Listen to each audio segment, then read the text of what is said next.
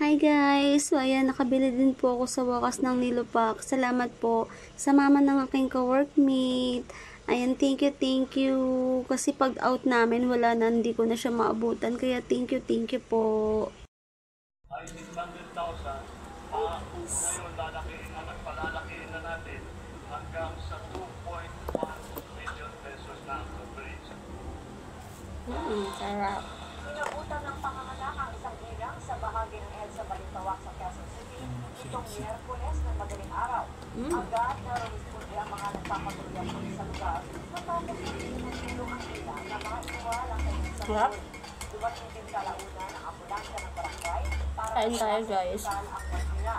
Ayon sa mga otoridad, nasunin na rin ng mga kaanak ng mahina at nasa mabuting kalagayan ngayon. Dahil naman sa mabilis na pag-responde at malasakit ng mga pulis, pinirekomenda ng pamunuan ng Quezon City Police District na magawaran sila ng pagkilala. Coffee.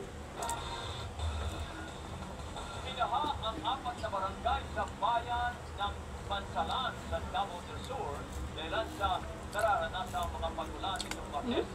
Ayon sa Municipal Disaster Risk Management and Management Office, maraming pamilya ang apektado ng baha pero hindi na lumikas ang mga residente kahit pinasok na ng tubig ang kanilang bahay. Apat naman o patay naman ang isang lalaki. Favorite ko to eh, sobra. Tangayin ng baha. Ilang beses na akong nabigo dito. Nang piliting sumawid sa kalsada sa barangay Union, dahil kumulaw sa pag-atin ng kanyang estudyanteng anak ang biktima at may pupuntahan lang sana nang mangyari ang insidente. Isang sasakyan naman ang halos aluri na rumarga sa baha sa boundary ng barangay Tungod at Libertad. Iskante naman ang mga sasakyan at hinihintay pang bumaba ang baha.